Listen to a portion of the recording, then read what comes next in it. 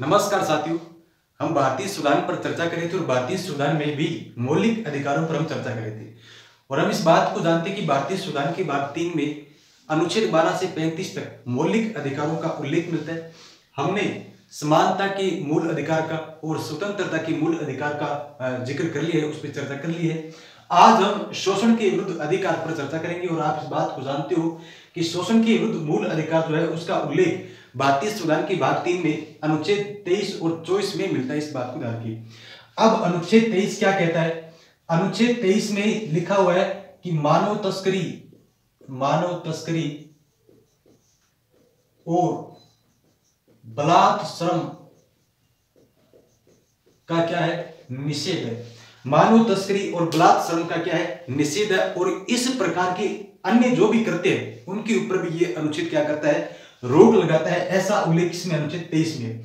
अब इसको सरल भाषा में हम ये यूं कह सकते हैं कि मानव दुर्व्यापार यानी कि इस प्रकार की कोई भी क्रिया नहीं की जाएगी जिसमें मानव की खरीद फरोख्त होती हो या महिलाओं को गलत कार्य में लगाया जाए, जैसे कि वेश्यावृत्ति होगी या फिर यूं कह दीजिए बेगार हो गई। इस प्रकार के जो भी कृत्य है वो उनके ऊपर रोक लगाने का कार्य कौन करता है? अनुच्छेद 23 करता है। इसके अलावा हम इस यहां देखें तो अनुच्छेद इस 23 पर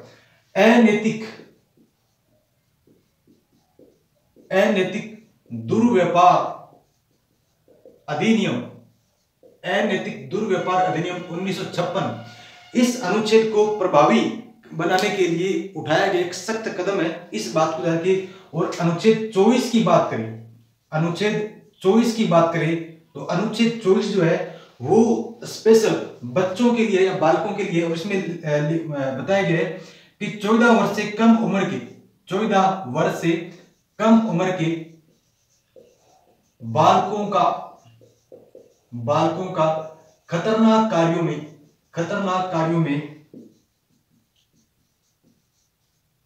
नियोजन का निषेध।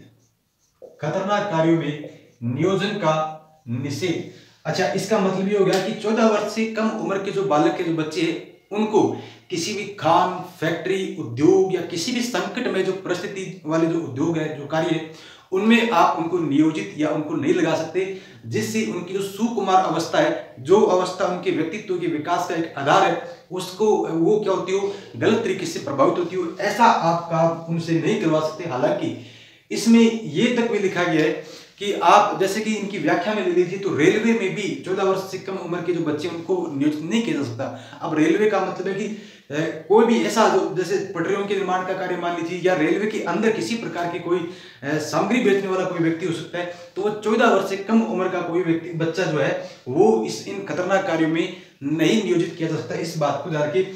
इसमें एक ध्यान रखिए, अनुच्छेद 23 और 24 दोनों जो है वो 3 दिसंबर 1949 को संविधान सभा के द्वारा क्या किया गया था? स्वीकृत किया गया था। यानी कि इन दोनों अनुच्छेदों को या यूं कह लीजिए शोषण के विरुद्ध अधिकार पर बहस जो थी वो आप 3 दिसंबर 1949 के दिन कंप्लीट हुई और उसे स्वीकृत कर लिया गया था। इस बात को ध्यान रखिए। तो ये शोषण के विरुद्ध अधिकार के बारे में कुछ सामान्य जानकारियां थी।